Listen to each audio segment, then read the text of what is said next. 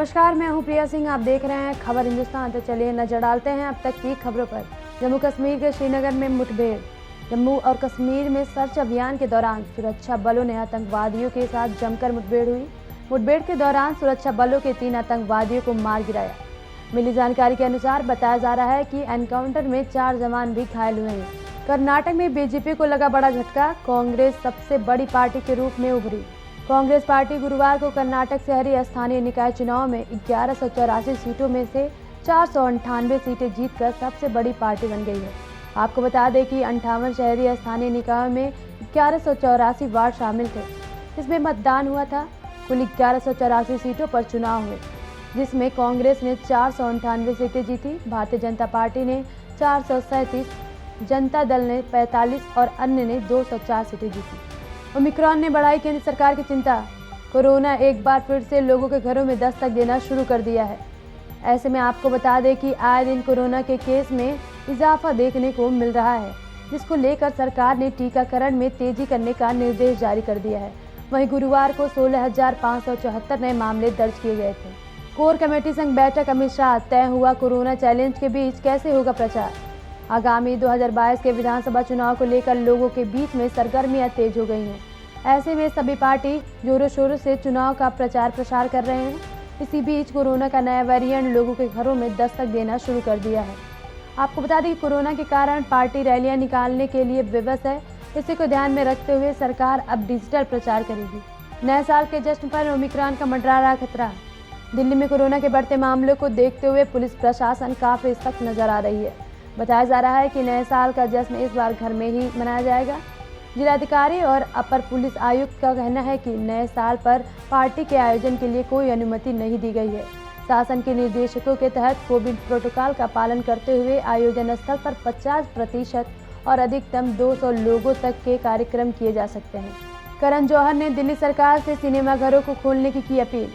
देश भर में कोरोना के मामले फिर से तेजी से बढ़ रहे हैं। सबसे अधिक केस दिल्ली और महाराष्ट्र में आए हैं। बढ़ते मामलों को देखते हुए दिल्ली के मुख्यमंत्री अरविंद केजरीवाल ने 28 दिसंबर को सिनेमा हॉल, थिएटर और मल्टीप्लेक्स को तुरंत प्रभाव से बंद करने का आदेश दिया।